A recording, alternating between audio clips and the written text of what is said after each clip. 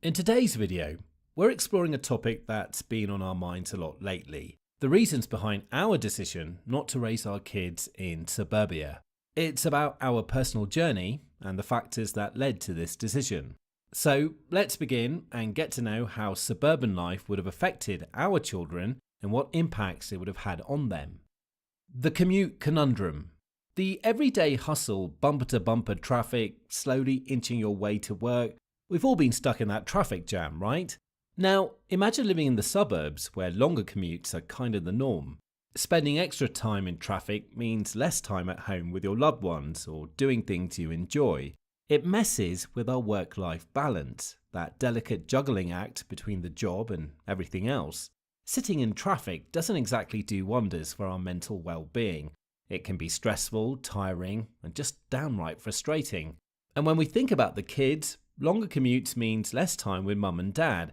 Imagine missing out on bedtime stories, family dinners, or cheering them at their soccer practice. It's not just about the grown-ups, it affects the little ones too. Kids run on routine and spend quality time with their friends. Long commutes can disrupt that precious family time and impact their sense of connection and security. The isolation quandary. When we say isolation, we're not just talking about being physically alone. It's also about feeling a bit disconnected from the community around us. And you know what? This is a big deal, especially in those spread out suburban areas. Imagine living in a place where your neighbours aren't just a hop, skip and jump away. Making friends isn't like knocking on the door next to yours. It might involve a bit more effort. Now, why does this matter, especially for the kids? Well, think about it. Kids have friends to play with, neighbours to chat with, and a real sense of community. But when the place you call home is a bit spread out, making those connections become a bit trickier. We're looking into whether the suburban landscape makes it a tad harder for us, and especially for our little ones, to form those awesome, meaningful connections. Car culture and its pitfalls. Don't get us wrong, cars are awesome for road trips and weekend adventures, but imagine if your whole life revolved around them. It can get a bit overwhelming. Traffic jams seem never-ending, and the environmental concerns that come with it. We're talking about pollution. All those cars on the road aren't exactly giving the planet a big hug. And it got us thinking, is there a way to break free from these asphalt chains and maybe hop onto something a bit more sustainable? Now, why should you care, especially if you've got little ones? Well, think about the air they breathe. Cars pumping out exhaust fumes can make the air not so great, and that's not good for our kids' health. Plus, with cars ruling the roads, it might be a bit tricky for the little tykes to ride their bikes or walk to a friend's house. We all want our kids to have options. Access to services.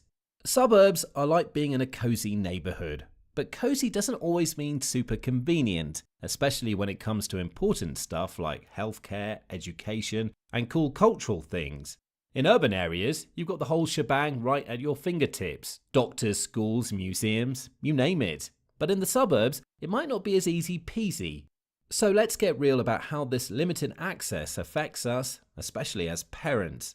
If your kid has a little sniffle and the nearest doctor is a bit of a drive away, or maybe your youngster is a budding artist but the closest art class is on the other side of town, these are the kind of choices we have to make in the suburbs, and it's not always a walk in the park. We'll spill the beans on the compromises we've had to make. Sometimes it means planning for doctor visits or driving a bit for that awesome dance class. And let's not forget the time factor. The more time spent driving to and from, the less time for family fun or just chilling at home. And if your little one has a school project and the library or a cool science centre is a bit farther away, it's not just about convenience, it's about giving our kids a variety of opportunities to learn and grow. Limited access can make it a bit tougher for them to explore their interests, and we want our kids to have the world at their fingertips. Uniformity blues. You know, sometimes people say suburbs are like clones, all looking the same. Houses lined up like twins, lawns neatly trimmed, and it might seem like everyone's living the same life. But diversity isn't just about different faces, it's about the rich tapestry of experiences and opportunities for everyone, especially our little ones. So why does diversity matter? Well, think about your children. They're like little sponges, soaking up the world around them. In a diverse environment, they get to learn from friends who might have different traditions, speak different languages, or love different kinds of music. It's like having a big box of crayons instead of just one colour. In some suburbs, the shades might be a bit limited. And can suburbs be more than just cookie-cutter places? Can they be a canvas for different stories, a stage for various cultures, and a hub for unique experiences? We're not just talking about diversity for the sake of it. We're talking about creating a space where every family, every child feels like they belong. Because in a world with so many amazing stories, why settle for just one? Zoning woes. Zoning might sound like a snooze fest, but trust us, it's a big player in shaping our suburban playgrounds. Zoning is the rule book that says what can be where. On one hand, zoning is like the superhero that maintains order. It makes sure houses aren't popping up in the middle of a park and that the ice cream shop isn't next to the fire station. So far, so good. While it keeps things in check, it can also be a bit of a party pooper when it comes to variety. Imagine living in a neighbourhood where every house looks the same and you've got the same stores on every corner. That's the zoning effect. It's like having a favourite song on repeat. Great at first, but it gets old real quick. And it affects our children too. Kids love exploring. They want the excitement of different parks, funky houses, and maybe an unexpected surprise around the corner. But when zoning puts everything in a neat little bow, then we're spilling the tea on our experiences with the zoning struggle. We're talking about how it affects the character of our suburbs. Is it turning our neighbourhood into a land of sameness? And here's the big question. Do we need a more flexible rule book, one that lets creativity and variety bloom like wildflowers?